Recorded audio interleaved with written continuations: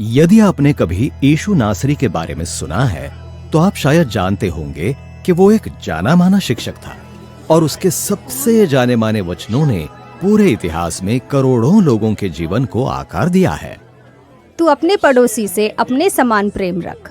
जो कुछ तुम चाहते हो कि मनुष्य तुम्हारे साथ करे, तुम भी उनके साथ वैसा ही करो। अब ये वचन यीशु की शिक्षाओं के उस संग्रह से लिए गए हैं जिसे कई बार पहाड़ी उपदेश कहा जाता है।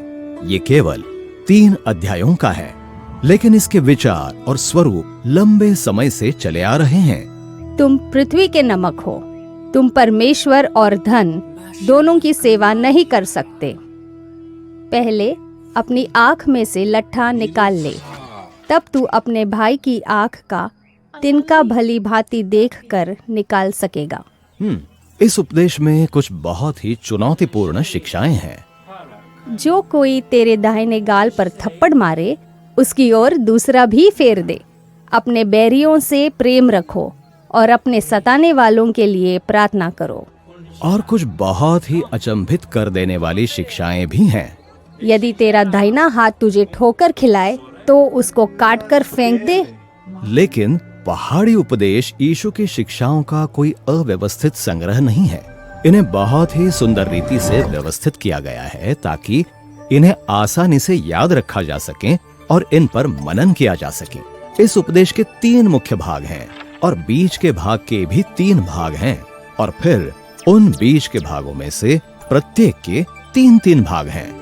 वाह, इस उपदेश को बहुत सावधानी से तैयार किया गया है। हाँ, और बीच के भाग के ठीक केंद्र में वो जानी मानी प्रार्थना है जो यीशु ने अपने अनुयायियों को सिखाई थी। हे हमारे पिता, तू जो स्वर्ग में है, तेरा नाम पवित्र माना जाए। तेरा राज्य आए। तेरी इच्छा जैसे स्वर्ग में पूरी होती है वैसे पृथ्वी पर भी हो। इसका क्या अर्थ है कि परमेश्वर का राज्य पृथ्वी पर आए? हमें ये याद रखना होगा कि यीशु यहूदी था और वो इब्रानी बाइबल, जो कि इस्राएल का पवित्र धर्म ग्रंथ है, पर मनन करते हुए पला बढ़ा था और उसमें परमेश्वर और समस्त मनुष्य जाति की कहानी बताई गई है। कैसे परमेश्वर ने एक सुव्यवस्थित संसार की रचना की तथा अपनी ओर से मनुष्यों को उस पर शासन करने के लिए नियुक्त किया। और जब मनुष्य परमेश्वर की बुद्धि और प्रेम के साथ शासन करते हैं और जब न्याय और शांति स्थापित होती है और सबके लिए पर्याप्त भंडार होता है, तो इसे कहते हैं परमेश्वर का राज्य। और इसे ही कहते हैं परमेश्वर की इच्छा का पृथ्वी पर वैसे पूरा होना जैसे वो स्वर्ग में पूरी होती है। और ये कोई आसान काम नहीं है। मनुष्य मूर्खता में विद्रोह करते हैं और अपनी बुद्धि से अपने साम्राज्य बनाने लगते हैं।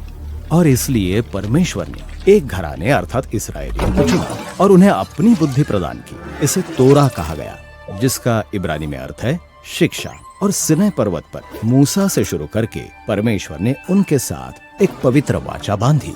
परमेश्वर ने केवल एक ही घराने को क्यों चुना? लक्ष्य असल में यह था कि इस्राएली परमेश्वर की बुद्धि से परिवर्तित हो जाएं ताकि वे सब जातियों के सामने परमेश्वर के राज्य को प्रस्तुत कर सकें। लेकिन यीशु के दिनों में परमेश्वर का राज्य कहीं दिखाई नहीं पड़ रहा था। सच्चाई यह थी कि इस्राएल रोमी अत्याचारियों के अधीन था। तो फिर क्या हुआ? परमेश्वर का राज्य क्यों नहीं आ रहा था? कई धार्मिक अगुवों जैसे कि शास्त्रियों और फरीसियों ने सोचा कि यह इसलिए नहीं आ रहा क्योंकि इस्राएल तोरा के प्रति पर्याप्त रूप से विश्वास योग्य नहीं रहा था। अन्य अगुवों, जिन्हें सदुकी कहा जाता था, उन्होंने सोचा कि यदि इस्राएल रोम के साथ सहयोग करने का कोई रास्ता खोज ले तो यह सबसे अच्छा होगा और इसलिए वे यीशु के समय में सत्ता के दलाल बन गए। कुछ लोग रोम के विरुद्ध आजादी के योद्धा बनने के लिए पहाड़ों की ओर भाग गए। उन्हें जेलोतस के रूप में जाना जाता है। और अन्य कुछ लोग जंगलों में चले गए और इंतजार करने लगे कि कब परमेश्वर एक नया इस्राएल बनाने के लिए उनका इस्तेमाल करेगा। लेकिन यीशु की तरह इस्राएल के पहाड़ी प्रदेश में घूम फिर कर देखिए तो आप अधिकतर सामान्य लोगों को पाएंगे जो अपने जीवन को जीने के बेहतर तरीके खोजने की कोशिश में लगे हैं। अधिकांश लोग तो बड़ी मुश्किल से गुजारा कर रहे थे। बहुत से गरीब और बीमार लोग थे। कई लोगों ने रोमी शासकों के हाथों अपनी जमीन खो दी थी और वे भारी कर चुकाने में संघर्ष कर रहे थे। वे शक्तिहीन और आशाहीन लोग थे। और इसलिए यीशु बीमारों को चंगा करते हुए और परमेश्वर के राज्य के आगमन की घोषणा करते हुए इन लोगों के पास गया। उसकी शिक्षाओं को सुनने के लिए हर जगह से लोग जमा हुए और एक दिन यीशु एक ऊंची पहाड़ी पर गया और कहा कि परमेश्वर का राज्य यहीं और उनके साथ आरंभ हो रहा है। आपके कहने का अर्थ है कि शक्तिहीन, कमजोर और महत्वहीन लोगों के साथ परमेश्वर का राज्य यही आरंभ होता है।